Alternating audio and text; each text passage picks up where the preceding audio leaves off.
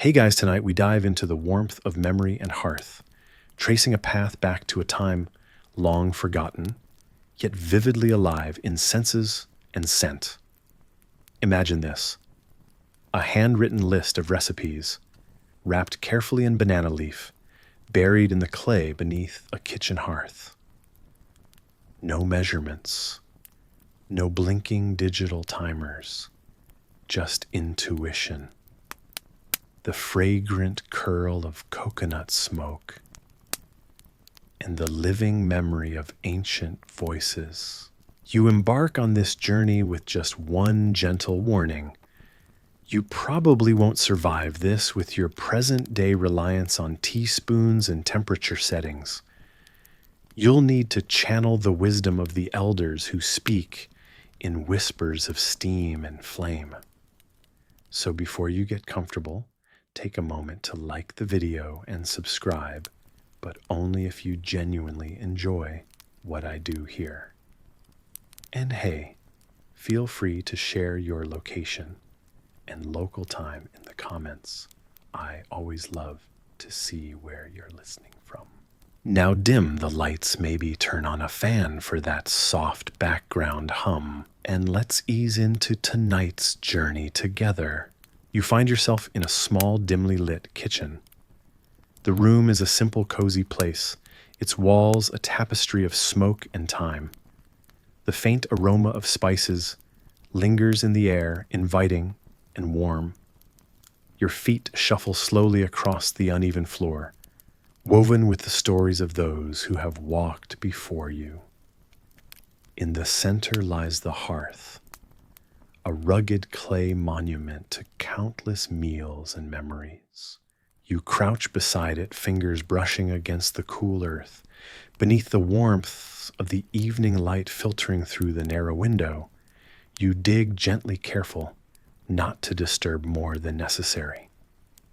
Your fingers find the edge of a large banana leaf, now leathery with age and tradition. As you slowly unroll its contents, you see symbols and lines written in ink that has bled into the fabric of the leaf, creating a dance of letters almost as fluid as the smoke above you. With a smile, you realize that these recipes speak not merely in ingredients, but in instincts, relying on what you feel and taste rather than what you measure.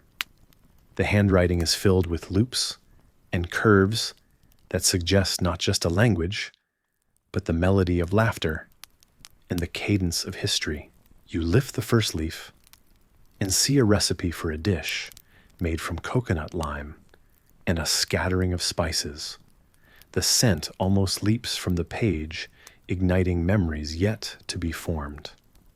It strikes you that historians have often puzzled over how such complex flavors emerged without written instructions or modern conveniences, yet here you are feeling the truth in your hands. How did they survive without teaspoons? You chuckle to yourself, already knowing the answer lies in trusting your own senses.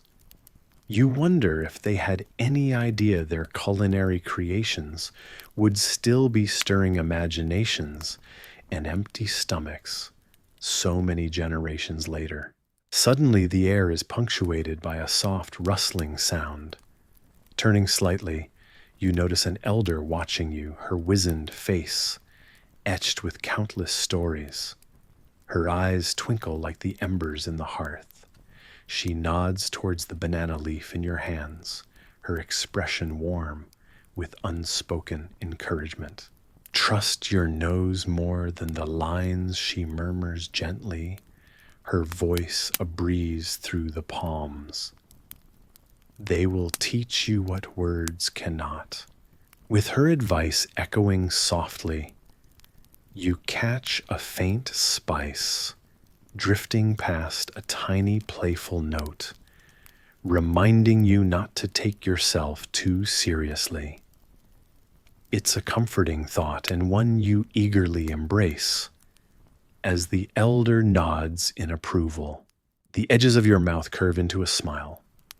You set yourself to work, guided by scent and sensation, moving through the ritual of creation with the ingredients you find around you, each a cherished echo of the past. As coconut milk kisses the sizzling pot, memories swirl with the steam, inviting you to partake in tradition, weaving you into its tapestry. One day they'll invent machines to do this. You muse aware of the deep satisfaction found in this tactile journey. Your hands work by feel, learning the dance of flavors that will become a timeless meal. Each motion a loving tribute. Here history doesn't just survive, it thrives. Breathing through you and through the gentle rhythm of shared meal making, you exhale slowly, shoulders relaxing, as the elder watches her gentle nod, conveying approval. You realize that here, where the past is ever-present time, is an endless dance when you'll continue throughout the night and into the gentle embrace of sleep. The evening wraps you in its quietude, inviting you to rest in the warm glow of the kitchen's softly flickering light. As you wander along the winding paths of a lush, tropical island, the warm breeze rustles through palm fronds overhead. Your bare feet sink softly into the sandy trails, and you catch the distinct scent of the salt-laden sea mingling with the earthy aroma of the jungle. The Spanish galleons, their sails billowing in the distance, have just arrived at the shores, bringing with them cargoes of olives, saffron, and sugarcane. Your sandals press against the cool grass as you walk towards the vibrant marketplace, where lively chatter and the sound of clinking pottery fill the air. Here, amidst stalls draped in colorful fabrics, you can see the convergence of an empire's bounty and the island's rich culinary tradition. A merchant offers you a taste of saffron-spiced stew, its golden hue shimmering in the rustic bowl, while nearby a young woman deftly grinds into paste one of many types of roots gathered from the island's interior. Historians still debate whether it was the Spanish appetite for new flavors or the resilient local cuisine that led to the smooth integration of these ingredients. As you taste the stew, the smokiness of the saffron dances with the earthy sweetness of the native yams, a curious blend that defies categorization. You wonder if the original inhabitants ever imagined their familiar roots embracing such foreign companions in a culinary arrangement. You pause to watch a young boy as he balances an overflowing basket of sugarcane, his face sticky from what was likely a daring taste test. Try a bit. It's sweet like no other, he calls out, eyes twinkling. Resisting the urge to remind him not to ruin his dinner, you chuckle to yourself, imagining the sticky chaos that his mother might soon face. The island is a tapestry of aromas, where vinegar pots simmer with herbs along sun-dappled paths. As you inhale deeply, you feel both surprised and comforted by the harmony of flavors that meander through the coastal air. You find yourself wondering if perhaps these scent blends have been lingering here for centuries, quietly adapting to sway the palates of anyone who graced the shore. With the sun slowly setting, casting warm hues across the sky, you move towards the edge of the market. Fishermen cast their nets into the rolling waves, drawing in the fresh harvest of the sea to complement tonight's meals. The rhythmic slap of water against their boats is almost meditative. You feel the gentle weight of history pressing into the sands beneath your feet. This island cuisine is a living account of adaptation and exchange, a dialogue between tides and trade. A local elder with eyes wise and kind stands by the dock. She reaches out and hands you a parcel wrapped in banana leaves. A taste of history, she says softly, nodding towards the horizon where day meets night.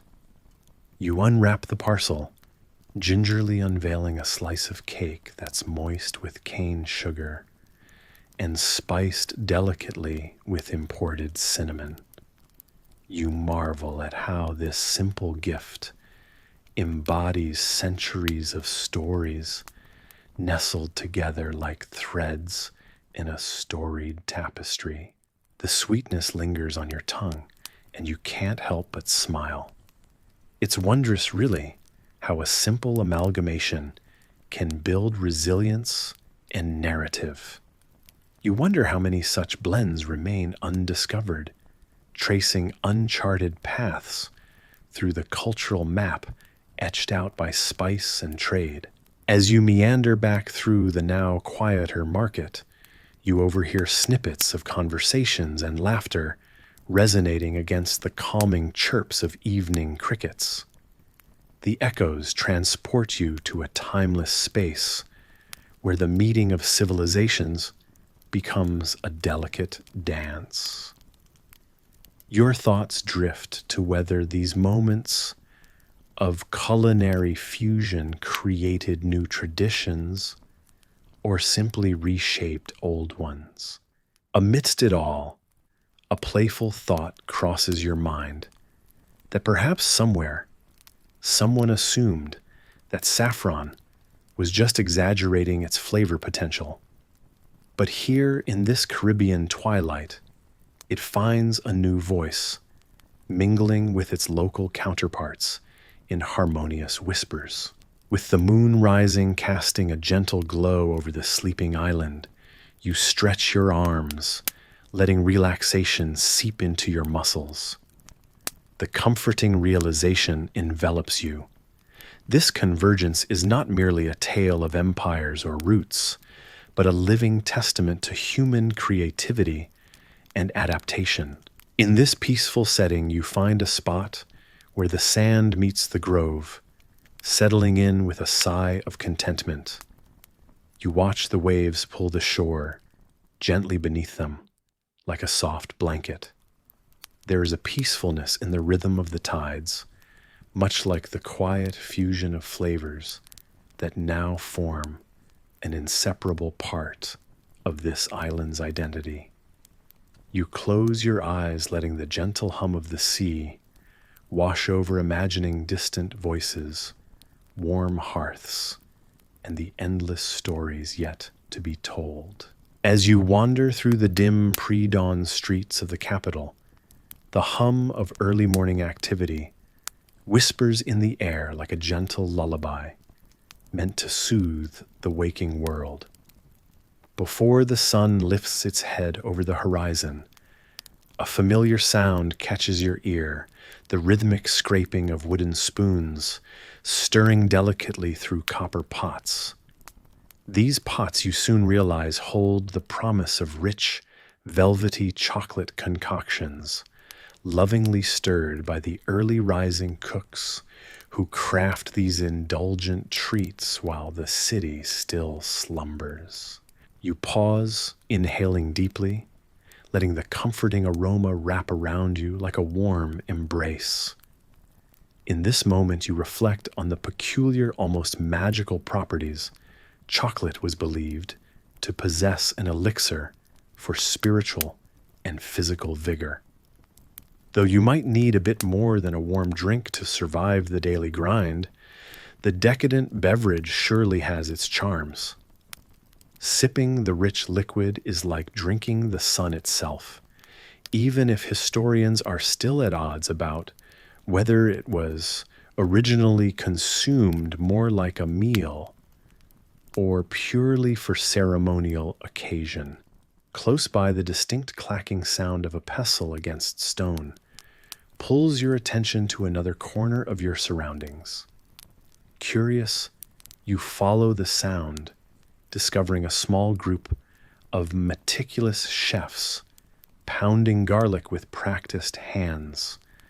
The pungent aroma rises, mingling with hints of citrus and spice, and you can't help but marvel at the culinary symphony they conduct.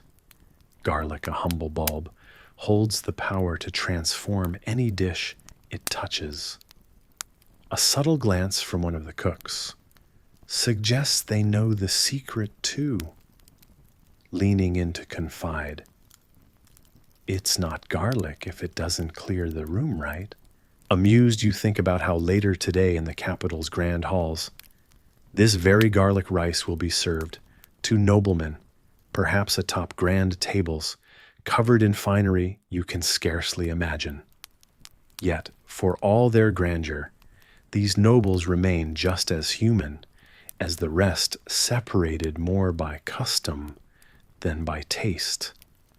As you observe an aged cook wrap delicate salted eggs in neat bundles, you wonder if nobles ever try sneaking down here for a bite themselves. Across the courtyard, a young kitchen helper carefully arranges salted eggs beside piles of pickled papaya, a surprising yet brilliant burst of sweet and sour color. As your eyes linger over the meticulous work, you remember an aunt who once insisted the papaya was the personal favorite of some long-forgotten king. Whether or not this royal palate tale is true, the dish before you is undeniably appealing enough to entrance any discerning stomach.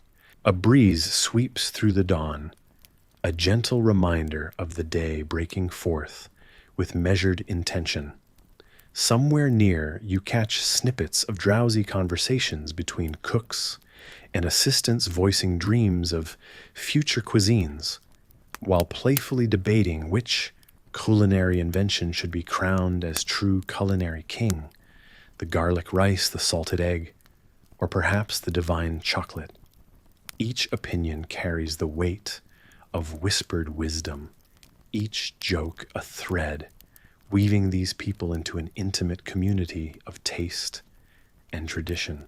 You follow the approaching light, your heart warmed not just by the hot chocolate residing in your belly, but also by the brief glimpse into this vibrant microcosm, a tapestry of scents, flavors, and the binds of shared humanity.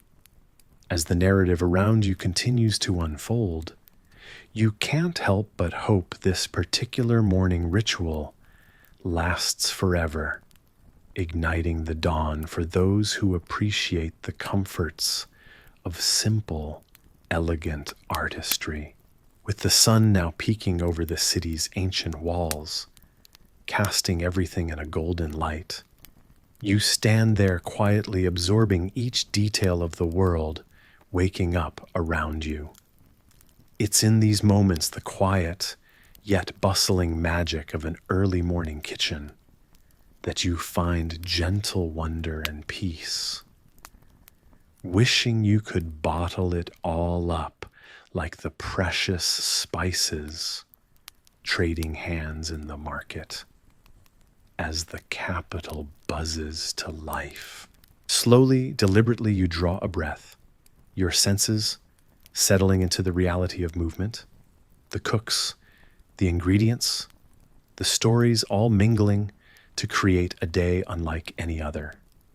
You wonder if this really is a slumbering time remembered, or if it's ever truly that far from grasp this sense of connectedness and heart. And as you walk away, you promise yourself a return to these sensations, knowing full well the tapestry will weave on without you.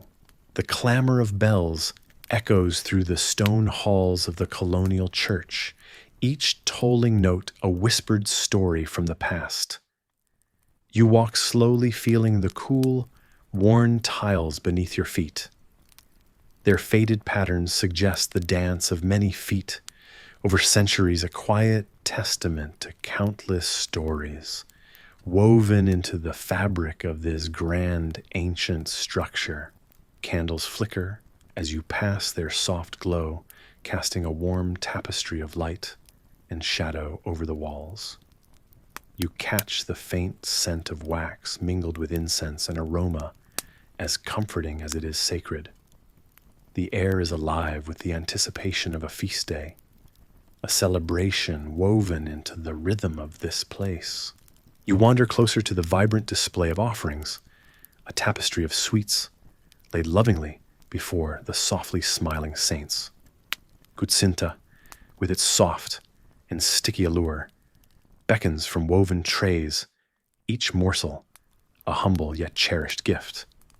Its deep caramel hue shimmers under the flickering candlelight, inviting you to partake in this sacred indulgence. Nearby, creamy flans nestle like hidden treasures behind cassocks, their rich aromas whispering promises of indulgence. You can't help but wonder if the saints themselves might have a soft spot for these treats. It's hard to blame them, really. Who wouldn't be tempted by such decadence? As you continue, your mind drifts to the history behind these customs. Historians still debate whether every saint truly had a favored sweet, or whether this was more a reflection of the people's love for dessert than any divine decree. You smile at the notion, envisioning a celestial council where saints bicker over flans and puddings. Your thoughts are interrupted by the soft rustle of robes as a priest moves quietly past, head bowed in contemplation. You nod politely, your curiosity about the riches behind the church's traditions ever growing. His presence is a reminder of the delicate balance between the sacred and the indulgent, two forces coexisting in a dance as timeless as the church's walls. Eager to explore more, you step into the courtyard, its open space, a breath of fresh air after the confines of the church. The sun casts gentle patterns of light on the cobblestones, creating a mosaic of warmth beneath your feet. You can almost hear the soft murmur of past congregations, their voices blending with the whispers of the world beyond the church walls. A gentle breeze brings with it the mingling sense of dusty books and blooming flowers from a nearby garden, a combination as soothing as a lullaby. You find yourself wandering toward it, drawn by the allure of color amidst the stone and shadow. As you walk, you encounter a group of children clustered around a statue, their bright eyes wide with the wonder of storytelling. And then Saint Teresa, an elderly woman, intones her voice, rich with the cadence of tales told hundreds of times, found the kitchen teeming with sweets she hadn't requested. The children gasp, caught in the magic of a saint with an unexpected sweet tooth. You pause, charmed by the tale and the quiet joy it brings. It's stories like these that weave together the fabric of history and memory, lending life to the stones beneath your feet. You continue onward, footsteps steady, heart lighter. There's something about the juxtaposition of the sacred and the indulgent that's strangely comforting, like a reminder that both solemnity and celebration have their places in the world. You find your own place in this tapestry of past and present, a quiet observer to the splendor of an age-old tradition carried forward by the sweetness of shared moments.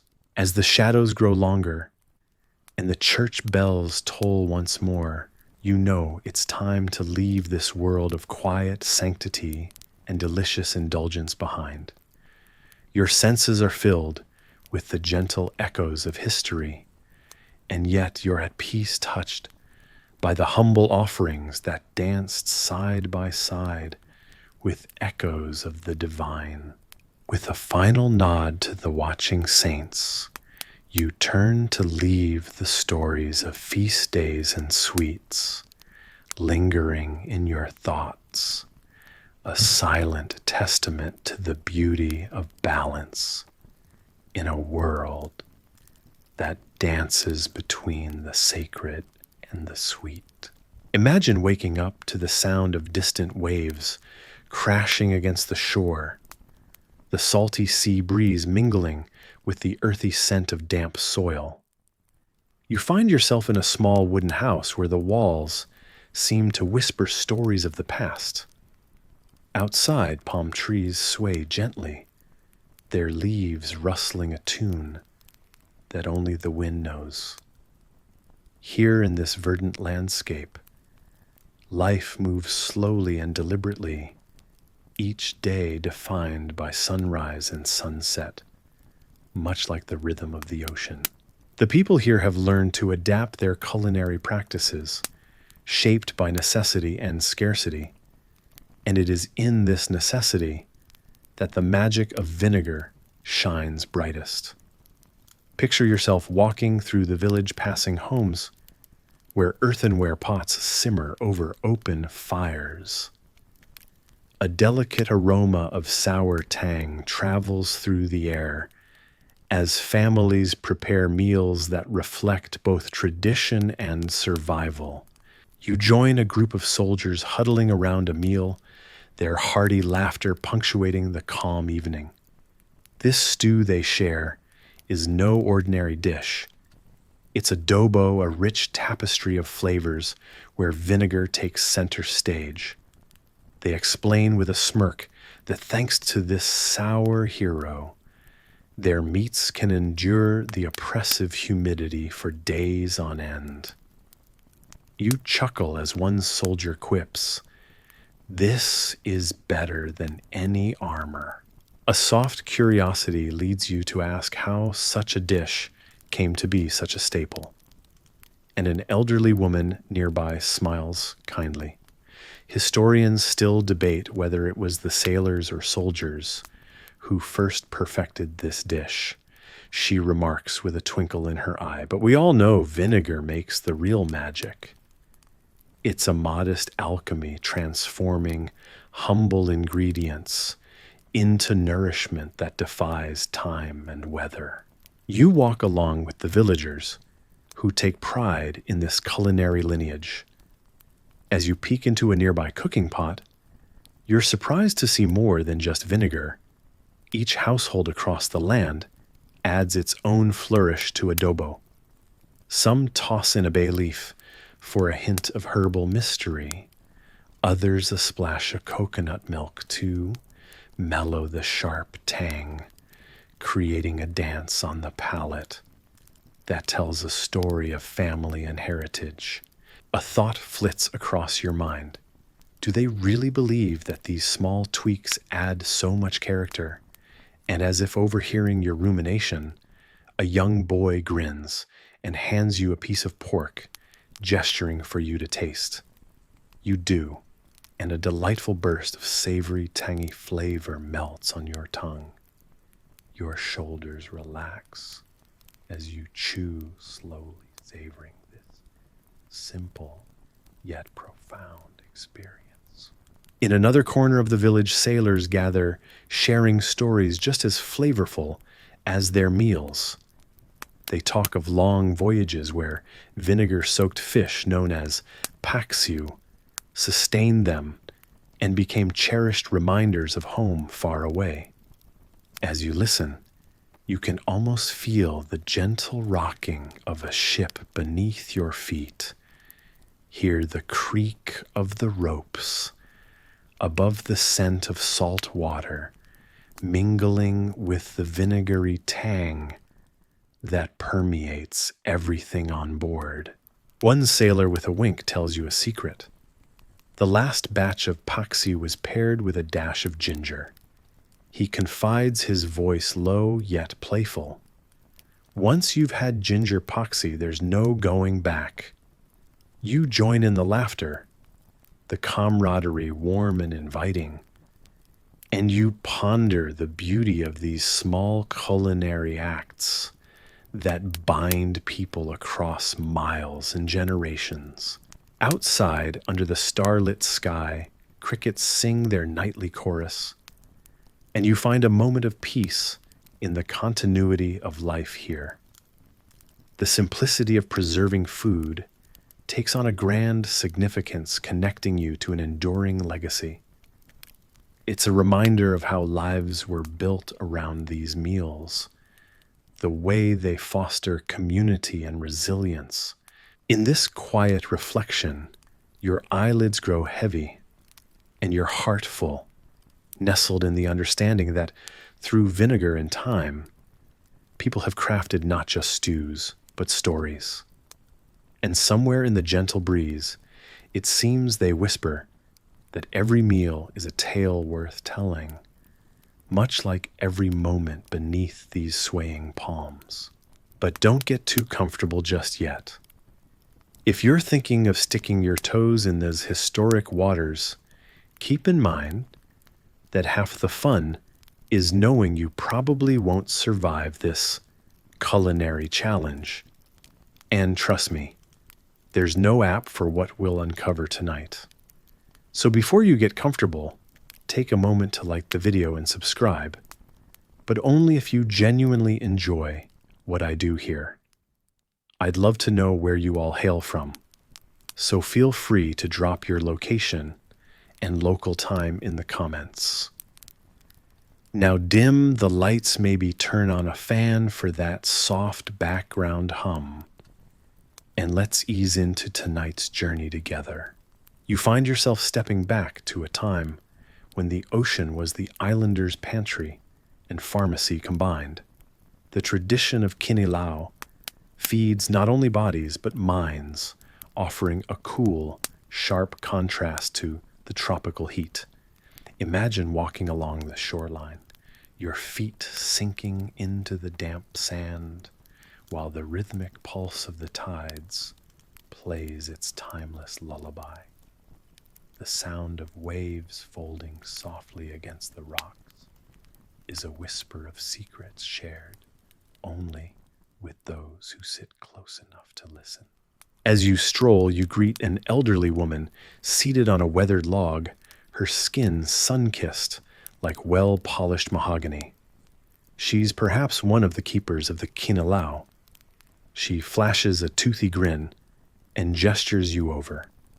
Amidst the colorful tapestry of tropical flora and makeshift huts, she embodies history's heartbeat, even though her face is shrouded in the peculiar combination of mischief and wisdom. This is Kinilao country, where simplicity dances with depth. It's said decades haven't dulled the sharpness of its recipe, much like how age hasn't stolen her sparkle. You can't help but chuckle at how some recipes are like ancient secrets, rarely recorded whispering depths of the ages, yet known intimately by coastal grandmothers. Have you ever tried it? She asks, her voice a melodic echo of salt and sea. You smile back, nodding slowly, and she hands you a chunk of fish that smells of the sea, tangy citrus teasing your nose. The first bite is a revelation, a montage of flavors designed by nature herself. You muse, silently wondering if it's the taste or the storytelling that seems so captivating. Historians still debate whether the exact origins of Kinilao can be traced solely to the islands, or if influences danced across waters from neighboring lands. You ponder this mystery absently, twirling a citrus peel between your fingers. Funny you think how something as mundane as fish and citrus can hold the essence of a people's history. As you indulge in another bite, your thoughts drift to how these methods were perfected long before the idea of a cookbook existed. Each flavor is a nod to ingenuity. Preserving fish was merely a tool for survival at first glance, but oh goodness, it soars far beyond just that. The absence of the familiar warmth of fire in the preparation is almost rebellious, a culinary testament to simple sophistication. Around you, children scamper and play, their laughter a gentle reminder that some stories need no words. You stretch out on the sand, letting the earth cradle you. The sun dips lower in the sky, painting the world in hues so vibrant they seem unreal. Your eyelids grow heavy, and you exhale as if releasing all the weight of the world. Kinilao, you decide, is not just a dish, but a bridge through time, a soft-spoken rebel against culinary monotony. It's like finding out that the local gossip is right. Sometimes you really don't need all the spices in the world to create magic. It's a cozy, comforting notion, even if the sharpness of the dish keeps sleep just at bay. Content you allow yourself to rest, imagining the timeless waves as they continue to kiss the shoreline, performing the world's longest lullaby. The Kinilao remains an unbroken thread, tethering you to history's untold and future indulgences yet to savor. And so, nestled in your evening retreat, feeling the cool breeze on your skin, you muse on how life, much like Kinilao, can be beautifully complicated in its simplicity. And that's quite all right. It's the small whiffs of history, perhaps, that make the yawn of time as comforting as the cradle of the ocean waves, fostered by stories of the old. This evening, in the embrace of the twilight of dreams, you've truly dined in a different world, one both uncharted and intimately familiar. In the dim light of the evening, you find yourself surrounded by the rhythmic whispers of the night. Crickets sing their timeless lullabies, and the gentle rustle of leaves sways softly in the breeze. You are seated on a woven mat, the earth beneath, grounding you with its cool firmness. An ancient village emerges around you, nestled high in the mist-shrouded mountains, where time seems to crawl with an unhurried grace. At the heart of the village, a fire dances its flames, winking like the stars overhead. Silhouetted against this glowing hearth, an elder weaves a tale as old as the stones you sit upon.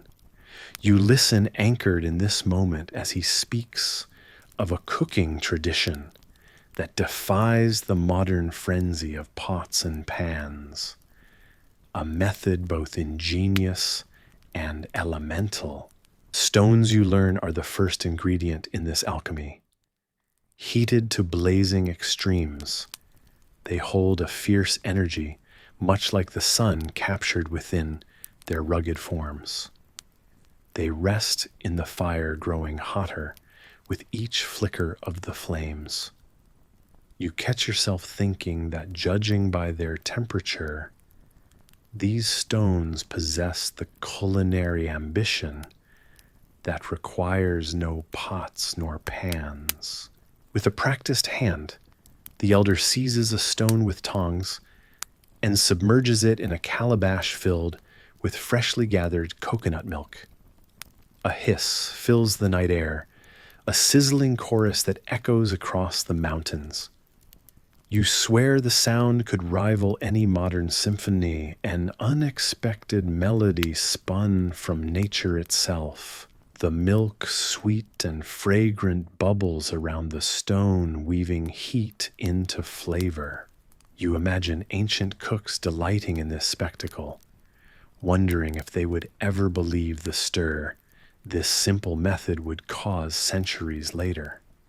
Historians still debate whether the technique was born from experimentation or sheer necessity. You ponder these possibilities as the elder adds ingredients to the shallow bowl. Seasonal herbs, wild spices, the flesh of coconuts.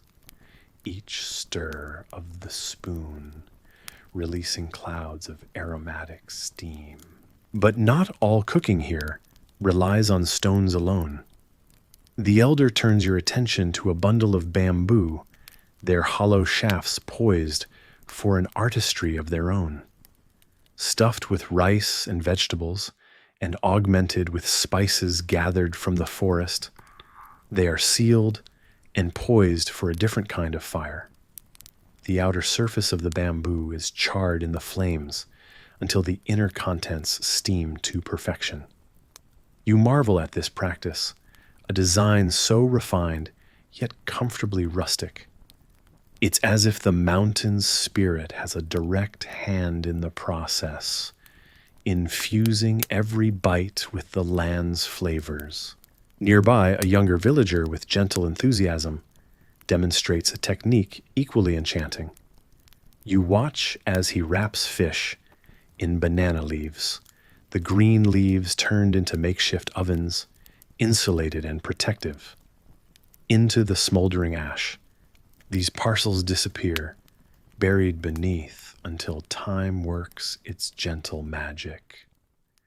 The taste you are promised will be smoky, earthy, an echo of the mountain's embrace and the air's caress. As you watch these techniques unfold, a chuckle escapes your lips. This is the ancient version of a culinary adventure show, complete with plot twists and aromatic suspense. You can't help but think that if this were on TV, the host would be grinning wildly armed with cheeky one-liners and an irresistible zest for discovery. A dish is ready and the elder invites you to partake. You accept the calabash, its surface warm against your palms. You sip the concoction, its flavors complex yet soothing, a symphony of the sun-baked stone, the sweetness of coconut, and the fragrance of herbs. Truly, this is a taste that commands reverence, a testament to the creativity birthed from simplicity. As the evening deepens, you find yourself slipping further into the rhythm of the village night. Stories spill from the lips of those around you, of ancestors, and their humor of trades, conducted of secrets shared beneath these same stars. You learn of the mountain's tales, whispered through generations, and captured in every breath of wind, every flicker of firelight. The hours lazily stretch on the world around you, wrapped in comfort and quietude. You find your eyelids heavier now, drooping with the promise of dreams yet to be spun. All around, the soft hum of nocturnal life envelops you like a lullaby, the softness of the scene lulling you towards rest. In this place, the night is not just a time to end, but a time to begin anew, to dream wide awake of possibilities blooming in the dark. And as your consciousness ebbs with the embers of the fire, you find yourself gently carried into the seamless embrace of sleep. The mountain stories weaving dreams tender and deep. As you wander down this dusty path of curiosities and ancient stories, your senses begin to heighten. The faint aroma of roasting leishon wafts through the air, mingling with the earthy scent of trampled grass underfoot. Each step is like easing back in time, perhaps, to an era when every meal wasn't just a mundane ritual, but a celebration, a marker in the timeline of life. You imagine yourself at the edge of a bustling village square, where festivities are underway to honor the phases of the moon, or perhaps to offer gratitude for a bountiful harvest. You find yourself compelled by the sounds of laughter and the gentle hum of chatter, voices that rise and fall like the soft breeze rustling through banana leaves. The village is alive with the anticipation of connection, a trait as timeless as you could imagine. Over there, under the shade of a nipa roof, women stir cauldrons of pancit, their nimble hands deftly turning noodles while laughing at a joke you can't quite catch. The aroma catches you off guard, and you wonder if these noodles hold secrets you'll never understand, much like your grandmother's tales. To one side, a group of children slides around the feet of elders sitting cross-legged, who are engrossed in intense but whispered conversations. Their intent expressions suggest that these discussions might revolve around the forthcoming rainy season, or more humorously, perhaps the state of someone's leshon. You're reminded that even here, some matters were just as prone to debate as today's politics, whether this was the true best way to cook that crisp skin, or if that was simply an apocryphal method passed from parent to child. As you weave through the crowd, you notice how food here acts as a silent yet eloquent dialogue, occurring across generations and social strata. Here, rich and poor do not simply coexist.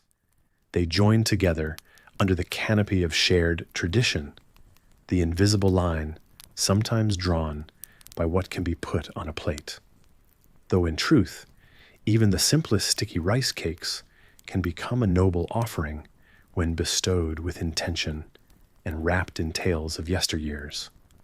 You take a pinch of the warm, sweet rice brought to you by a cheerful elder, and allow its flavor to speak of history. These dishes once reserved for the divine, now a gift to passing wanderers like yourself. A whispered conversation catches your ear about the visitors, the colonizers, and whether they would grant approval of this evening's spread laughter, following at the sheer audacity of it. You chuckle softly, pondering what the conquering eyes thought of these culinary wonders. Historians still debate whether specific exchanges at such gatherings led to shifts in power, or simply to new recipes inadequately captured in musty notebooks. Either way, you imagine these feasts as covert languages, where even the act of sharing tapuya local rice wine you observe could become a silent revolutionary act. The sky has settled into a rich indigo marred only by the bold specks of stars twinkling their approval of the festivities below. You sit yourself down on a woven mat, touched by the pervasive warmth of storytelling, the soothing cadence from the elder who narrates a tale of the moon's daughters and their stolen treasures.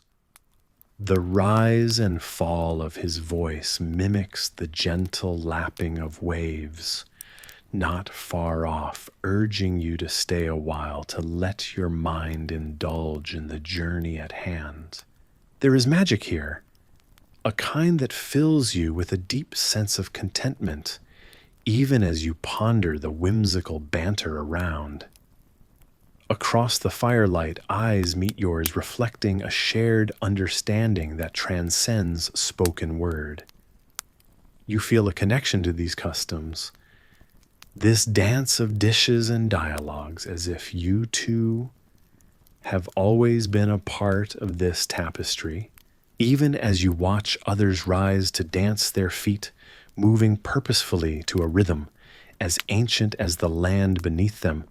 You remain anchored to your spot, one hand upon your knee and the other swaying gently to the music of tales. You find yourself wondering if these celebrations will continue to weave the future into their rich folds, much as they have done for generations past. And as you contemplate the swirling of life around you, your thoughts ebb and flow through time like gentle tides towards a gentle surrender to slumber. You enter a kitchen from a time gone by, a place bustling with life heat and laughter. It seems more like stepping into a dance than anything else. Imagine this rustic walls, worn by years of aromatic steam and smoke, provide a backdrop as you weave your way among a diverse crowd of bustling cooks. Each cook moves with a sense of purpose, a rhythm that speaks of endless repetitions. Their hands dart with precision, the flick of a wrist here, the soft turn of a spoon there, actions that are as familiar to them as the air they breathe. Your eyes catch the vibrant tapestry of cultures, African, Chinese, native peoples, all here in this kitchen, all united in the symphony of a sumptuous feast in the making. You watch enchanted as a group of cooks, their origins perhaps from the vast lands of Africa, work together in a well-practiced unity. They hum softly, their melodies interwoven with the crackling of fires and the sizzling of pans. It's less about language and more about harmonies. You can't help but think how their songs are recipes in themselves, passed down orally, their only record in muscle memory. Amidst the vibrant atmosphere, you overhear a whisper about a particular ingredient, a rare spice said to have traveled over continents to find its way into this pot. Historians still debate whether it arrived by accident or careful trade, but the air of mystery makes the dish all the more intriguing. Each stir of the stew is an invitation to wonder, to taste the stories that are as rich as the broth bubbling before you. A sudden sizzle to your left catches your attention, and you turn to observe a cook deftly toss chopped greens into a pan. His motions are confident, precise, as if he's done this dance 1,000 times. Through the haze of steam, you imagine the voyages these greens might have taken, the lands they originated from the hands that first tended to them. Just when you think you've seen it all, a native cook at the far end of the kitchen catches your eye. Her movements are slow and deliberate as she kneads dough for humble flatbreads. The repetition of her task seems comforting, each press and fold of the dough in sync with her gentle humming. A fellow cook, her features softened by the heat, chimes in with a playful tease.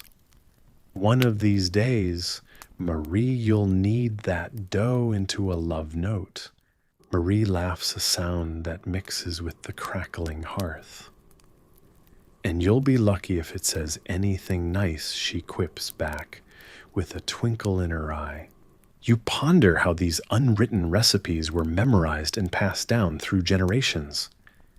Imagine a world where the only way to learn to cook was to stand side by side with those who came before, watching intently, learning through song and labor.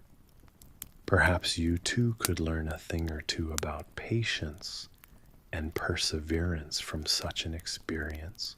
Someone presses a cool cup Into your hand a spicy, fragrant tea that speaks of lands both near and far.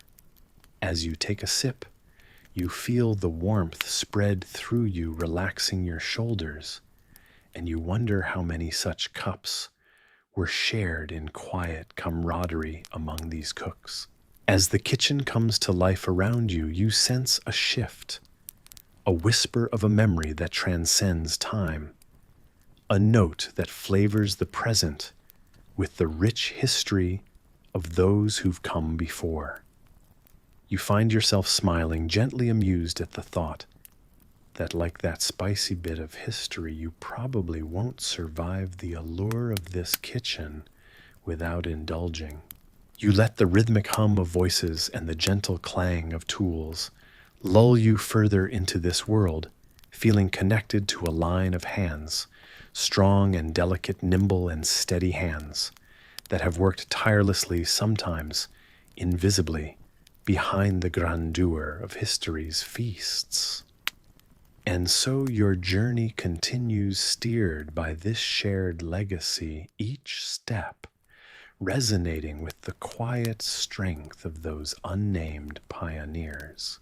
Publicly, you've always known the priests to be symbols of restraint, shrouded in simple robes, adhering to routines that appear starkly disciplined.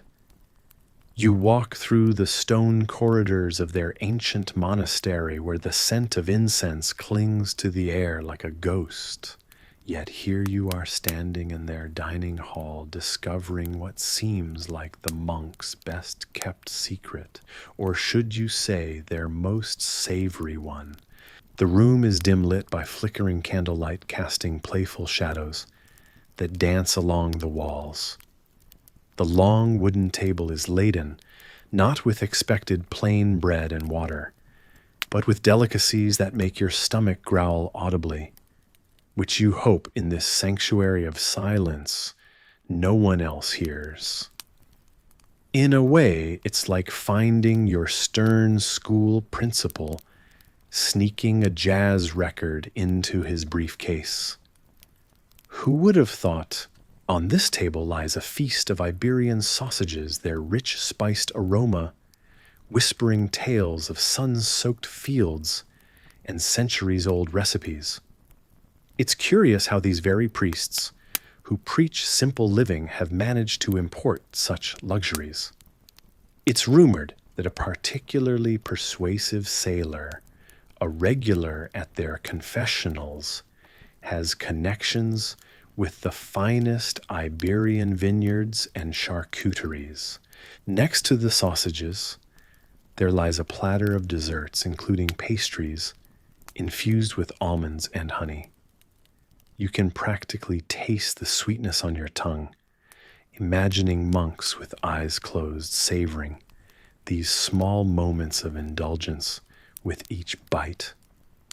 There's a bottle or three of imported wine, glistening ruby and deep gold under the candlelight. You smile at the thought that even those who vow to abstain from worldly pleasures allow themselves a sip of the world's finest. But there's another layer to this secret hidden, not in exotic imports, but in the embrace of local flavors. Tucked at the other end of the table is a simple dish of sliced green mango slathered with shrimp paste. A combination that might be odd to worldly visitors, but heartwarming to those who grew up savoring these classic flavors. Yet as you look closer, you understand this mix of flavors narrates another story of the monastic life, where confessions on a Sunday might include more than just whispered sins, but also whispers of what wines complement the tartness of mango best. The truth is, the monks do adore crispy pigskin, fried to perfection. As you lift a piece to your lips, it crackles under gentle pressure, delivering a satisfying crunch that harmonizes with the tang of coconut vinegar, Another choice accompaniment that surprises your senses, leaving a distinctly pleasant sharpness lingering behind.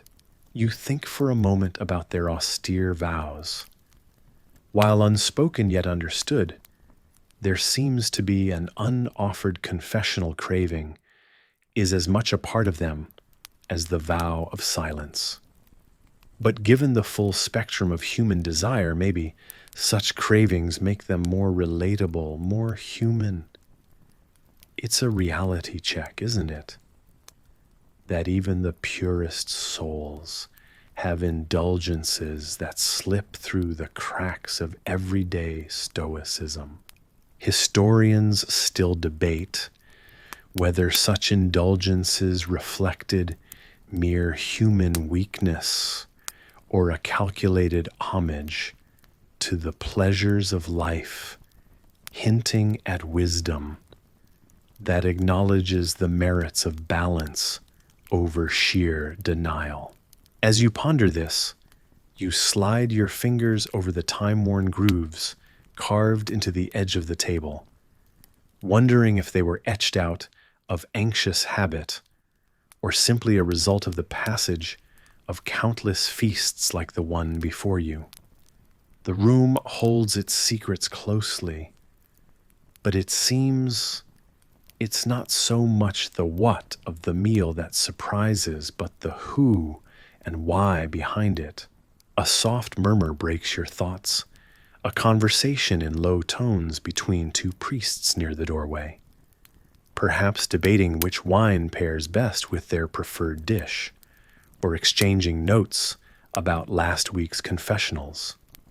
Their voices are like the gentle hum of bees, soothing and rhythmic. You strain to hear bits of their conversation, catching snippets about a mythical recipe from the nearby village and silently hoping you'd get a chance to taste that too. You smile, reminded of the world outside the monastery walls, where residents much like these priests balance the sacred with the joyful in quiet, unexpected ways. Here in this shadowed hall, surrounded by scents of a world near and far, you feel the church's austerity blur for a brief moment into something more comforting and warm. A communion not just of the soul, but of shared laughter and enjoyment. As you step out of the secluded dance of candlelight into the calm moonlit night, you realize how the monastery's heart beats to a rhythm of both humble prayers and whispered pleasures. You might just muse over whether they really meant to keep this side of themselves hidden, or if they meant it as part of the quiet magic that unfolds when night falls and boundaries blur. And as you tread back through the cobblestone path beneath the vast starry canvas above, the thought lingers who knew such secrets had a place here behind the stone austerity of cloistered walls. The sky is just beginning to blush with the first hues of dawn. You find yourself standing in an old kitchen, a place where warmth and history blend, like the rich scents filling the air. Around you, shadows of pots hang silently from sturdy rafters, each telling their own tale of meals past. The focus of this morning is a pot of thick, intoxicating chocolate. Someone once remarked that early morning chocolate wasn't just your ordinary hot cocoa. Oh no, my friend, this is far more than that. You'd be tempted to call it magical, though you might have to survive a little history lesson before getting your hands on a mug. There's always that one person in the room, and right now, it's a kindly elder with a soft voice and sharp wit, ready to share a tale as you wonder, perhaps half listening, if you truly signed up for this. In front of you on a weathered wooden table are wooden batterols, gorgeously sculpted and powerful in their own right. Their purpose isn't merely to stir, but to froth. Chocolate here is an art and science combined, a fact that's immediately apparent as you notice how thick and creamy the liquid turns with each twirl. Historians still debate how exactly the first borrowing of chocolate drinking customs shaped different cultures, though most agree it was the Spanish conquistadors who popularized it across their colonies. The wise voice narrates as you try to stifle a yawn. They assure you this is not just about cocoa and hot water. It's about how perfection is achieved through practice, with a cheeky hint that unlike Spanish explorers, you might not get it right the first time. The room smells of chocolate, but not the kind you're used to. It's darker, richer the scent weaving through clay mugs and bouncing off thatched walls with the rhythm of history itself. As you continue your exploration, the old storyteller with their penchant for curious facts informs you that in some regions, egg yolks are added to the brew to thicken it to that perfect consistency. Somehow, this seems like just the right touch to keep you guessing egg yolks in cocoa. You nod knowingly, or you try to, despite your internal wonder, if that ever made sense. The rich mixture simmers, and you watch the steam rise and catch on the light beams slicing the room. Somehow, those beams even feel softer, more nostalgic. You can't help but lean in closer, feeling the warmth against your skin. Stirring repeatedly is necessary. The elder hints, perhaps with a wink. Like many things in life, it keeps the flavors blending, keeps the mixture from stagnation. In this moment, between stories and sips, you settle into a well-worn chair, its wood creaking approvingly beneath you. Your fingers find warmth around a small, heavy mug, handed to you, mild giggles rising as someone playfully suggests you might just spill it again, a not-so-subtle tease about apparent past missteps. Within that mug lies a vision of history, family gatherings, and whispered stories. You lift it to your lips, feeling the smooth porcelain edge as the smell deepens, inviting you in deeper, like an old friend sharing a secret. Silence envelops you, the kind that's filled with expectation as you taste that first sip, warm and deep, a melt of cocoa that's unlike anything a modern grocery could offer.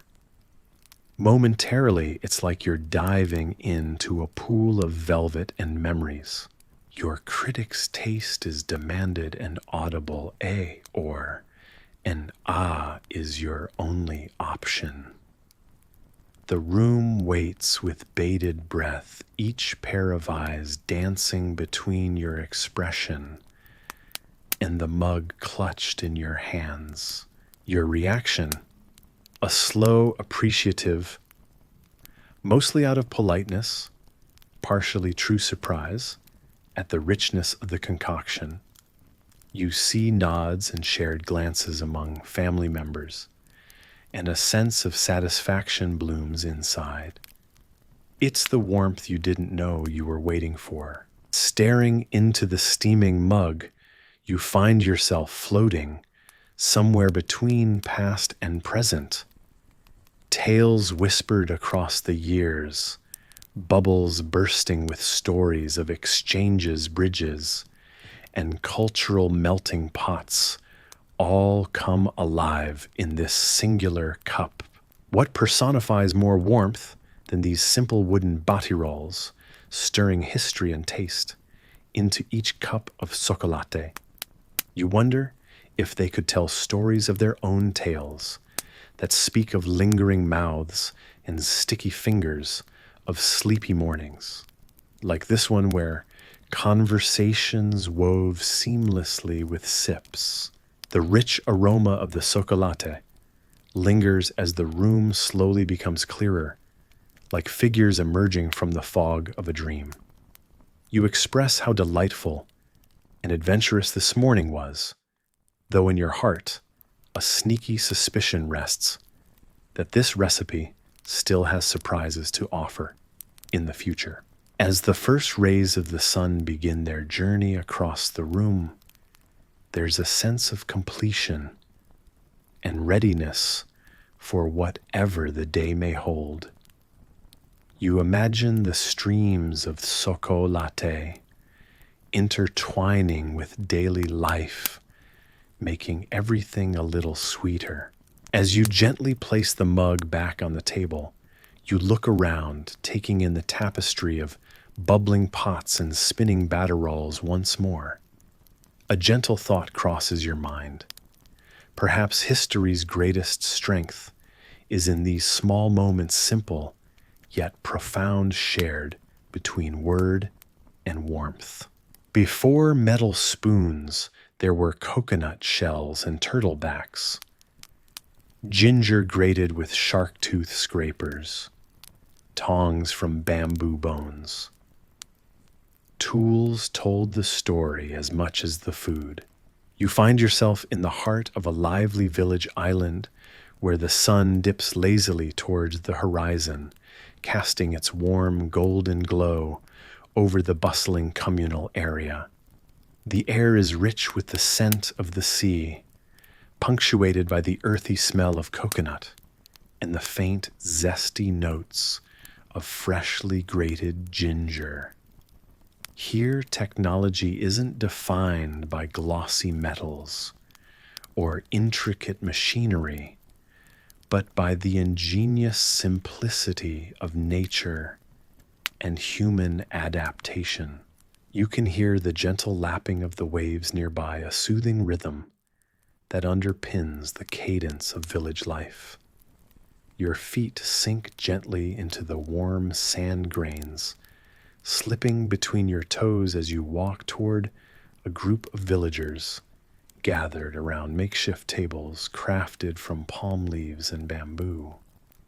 You're drawn by curiosity and urge to understand the tools before metal.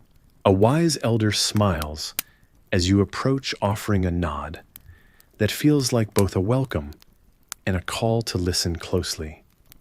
"Ah, I see you've come to learn," she says, gesturing to a small pile of coconut shells. You pick one up, its surface smooth yet firm in your palm, a humble object yet imbued with purpose. Before your modern spoons clinked against bowls, these shells held food, their natural curve, perfect for scooping and sipping. You could almost launch an armada with the number of uses coconuts have. You joke, testing the weight of the shell.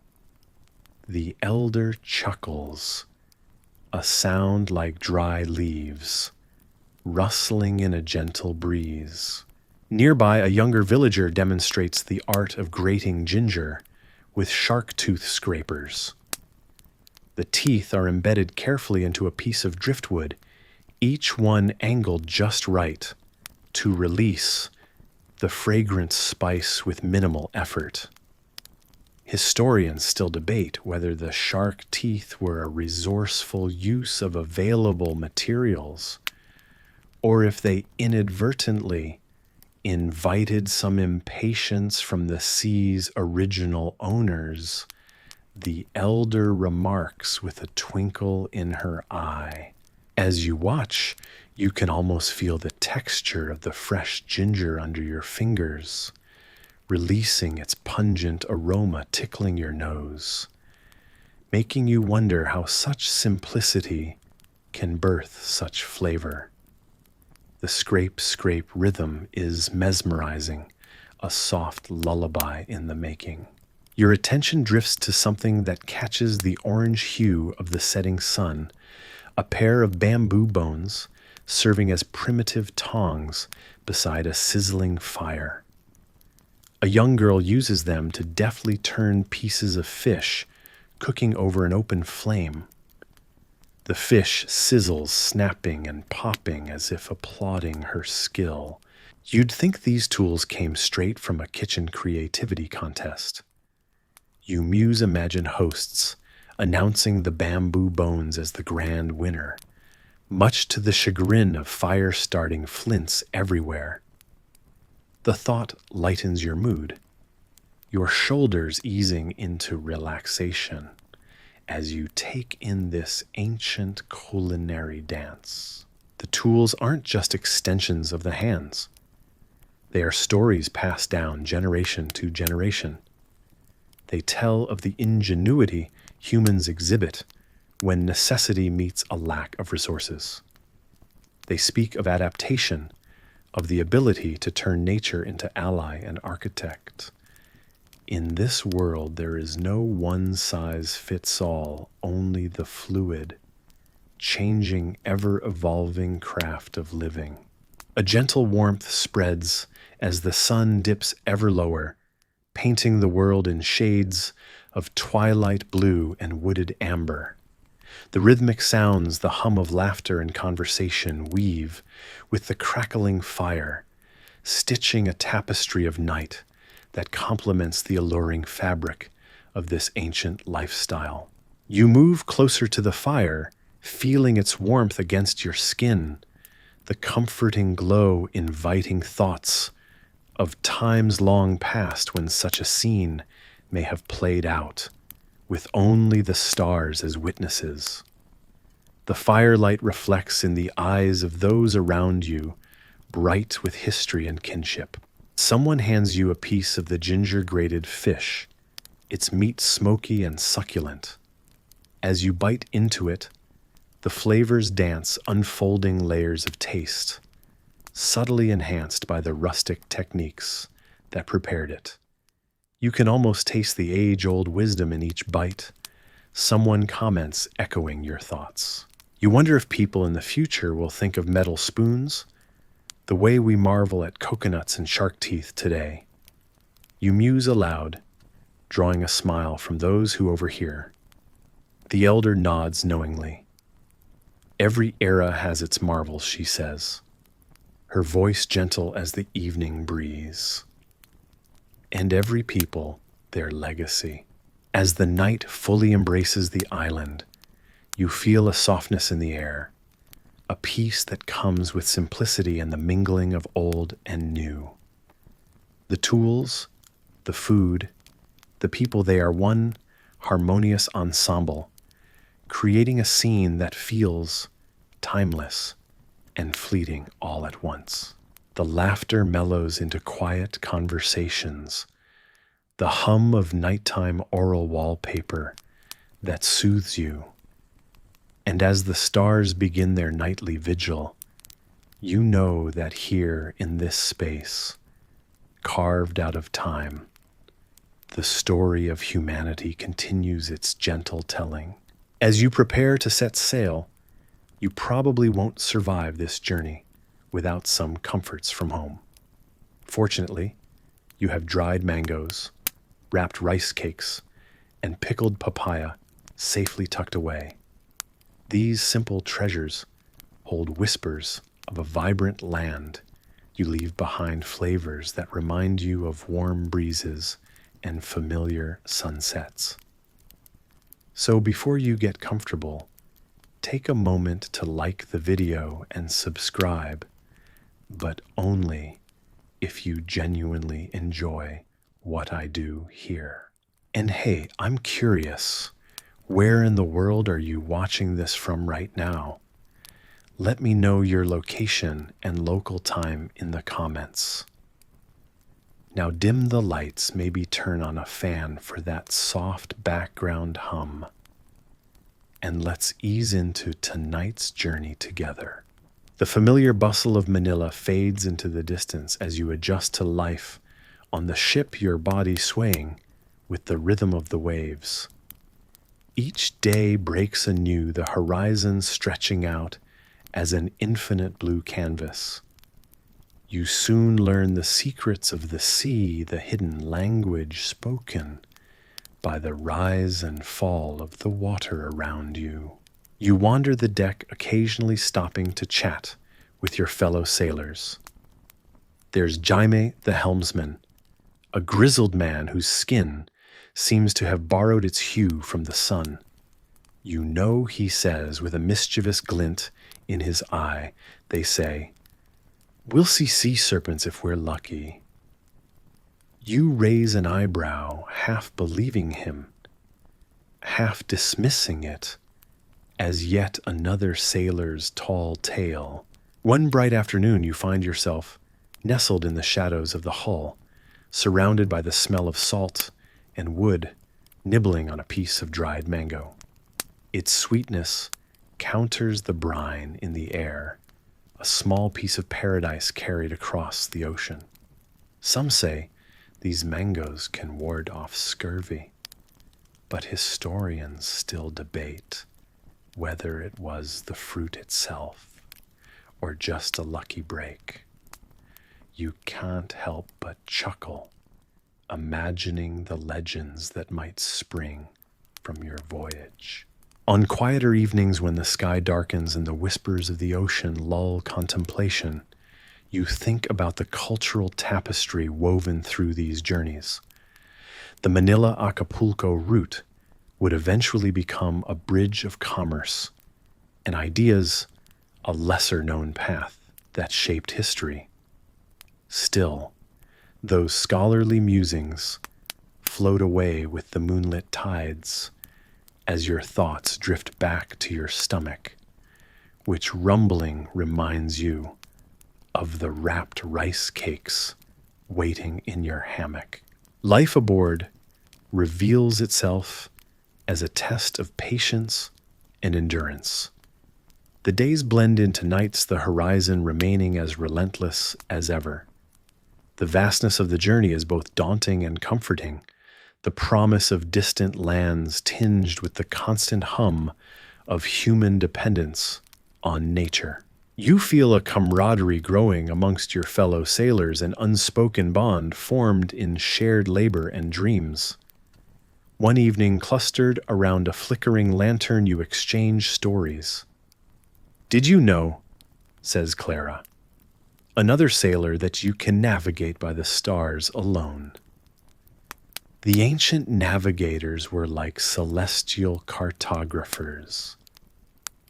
You're impressed, but given that you've almost walked into two masts today, you're inclined to stick with a map for now. Despite the rigors, there's an undeniable magic to this endless voyage. Your nightly serenade is the lapping waves against your ship, lulled by the melody of an ocean older than time itself. You can't help but ponder how many have sailed these same waters, dreaming of their stories weaving into the fabric of history.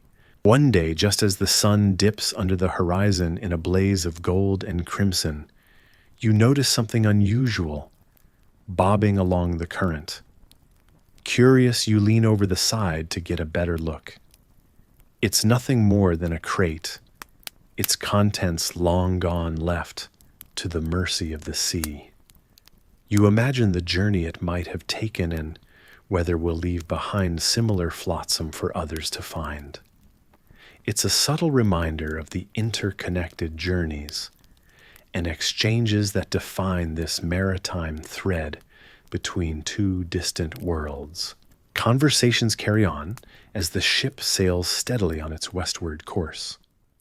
Voices ebb and flow between the demands of work and the few precious moments of leisure. You're seated next to Raj, the ship's cook, sharing a tale of a long-tailed lizard he swears he saw dancing on the waves.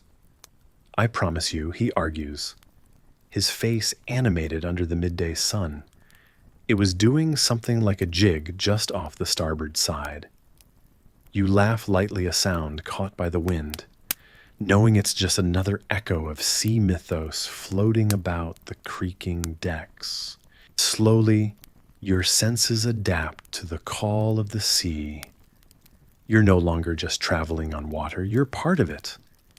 Underneath your feet, the ship feels less like a vessel of planks and nails and more like a grand old friend carrying you on its back.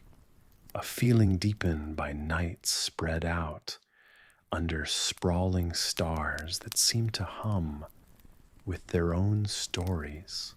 And so the journey persists each day, stretching with both anticipation and comfort, an exploration of not just geography, but endurance, heritage, and interwoven tales.